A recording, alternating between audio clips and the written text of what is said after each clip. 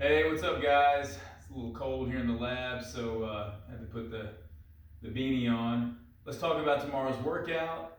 It's going to start with a 3-movement superset that's going to really tap into our hamstrings and our glutes.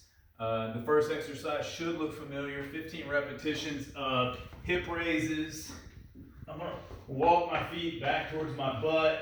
I'm going to drive up. I'm going to squeeze. Activating glutes. I'm going to feel hamstrings, so you're right back down. Hold it for a second. We'll get 15 of those.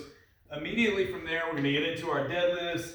By now, we should know the movement pattern of our deadlift, which is a hinge movement. So let's just say I'm going to use this kettlebell. I'm going to feet underneath my shoulders, maybe even a little bit more narrow. I'm going to drive my hips back. That's a hinge. I'm going to pick up this kettlebell. I'm going to drive my hips back, right back up, squeeze my butt at the top. Slow and controlled. We're going to do 15 repetitions of whatever you're lifting. But remember, that is a hinge. It's not a squat where I'm getting into this position with my chest up. I'm driving my hips back. That's going to send my chest down. I'm picking this up, head and neck in good alignment with my spine. Immediately from there, that gets us in a good position to be more explosive with our hip hinge and then our hip extension with this kettlebell swing. Hip hinge, like I'm hiking this kettlebell back to somebody behind me. Notice my knees. They stay flexed, they stay athletic. I'm not doing this. I'm not bending my knees. I'm not squatting. Kettlebell swing is about my hips going back and popping forward. All right. So hopefully we're fine-tuning those movements. We'll go through that 3 times with minimal rest. From there, we'll get into the second block of superset. This is where things are going to get different because we haven't done this before. So this is really the main purpose of this video is to instruct you guys on Y, T, and I movements. And I've originally programmed this for just no weight at all. So you're going to do 10 repetitions of each of these movements. These are great. Some of you guys maybe have done these before.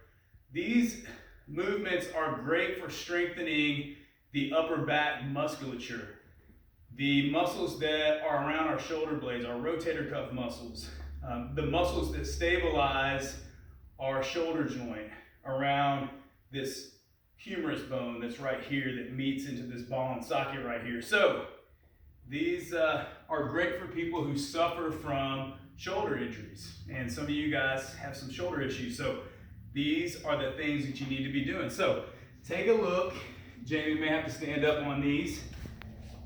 I'm going to get into this belly down position, prone position.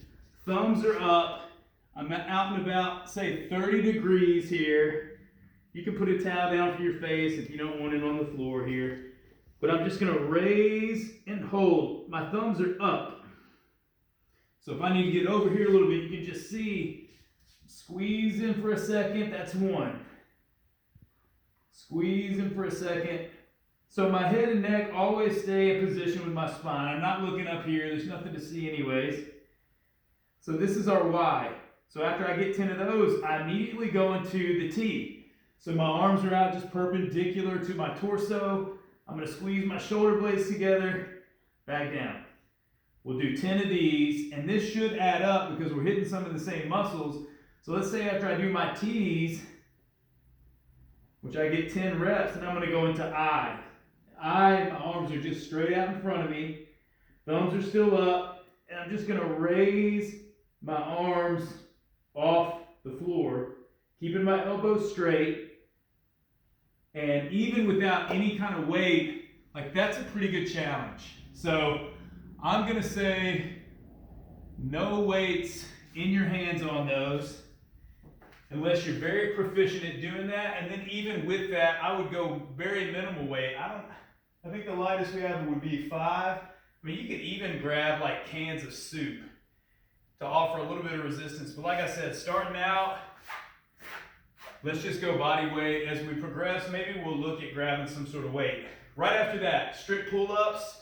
We have a sliding range on that, I think of 4 to 10, or it's 6 to 10. Let's continue to progress with our pull-ups. If you're still working on them and you're still doing the negative pull-ups, keep doing that. I hope you're challenging yourselves though. Work on, maybe it's just 1 strict pull-up, maybe it's 2. Let's keep getting better. From there, we're gonna go into alternating V-ups. We should know this one by now too, we've done it. I'm just gonna alternate this V-up. However many that is, this would be 1, this would be 2, this would be 3, and so on until we get up to 24 total. So we'll go through those 3 for 3 times.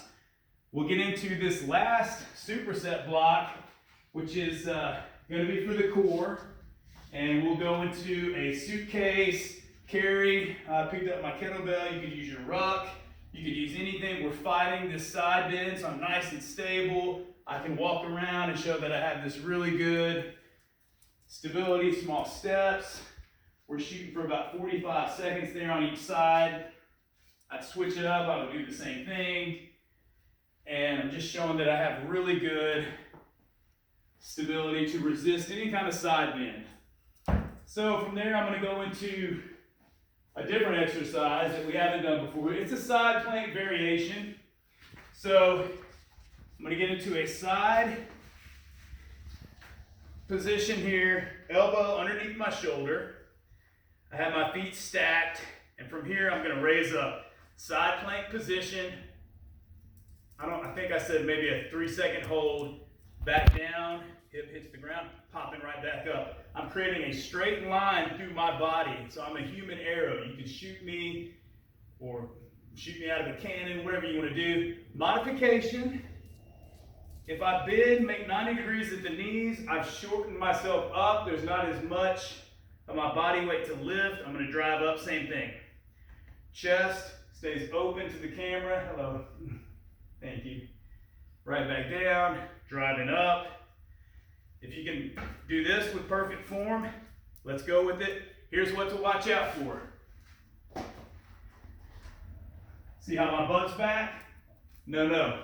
Keep those hips forward, hips extended, driving up, right back down. You can put this hand here. That's going to show that your shoulders are aligned. Side plank raises. And we're going to get 8 of those on each side. It is a 3-second hold. Moving into the last exercise, which is a core stability exercise, plus it's going to strengthen your shoulders. I'm going to have you guys do 15 of these. Profile, watch me here. Feet underneath my hips, stable position, squeezing my butt. That's going to stabilize my pelvis. Hopefully it's going to keep me from rocking through my spine. Right up here. 1, right back down. Elbows are straight.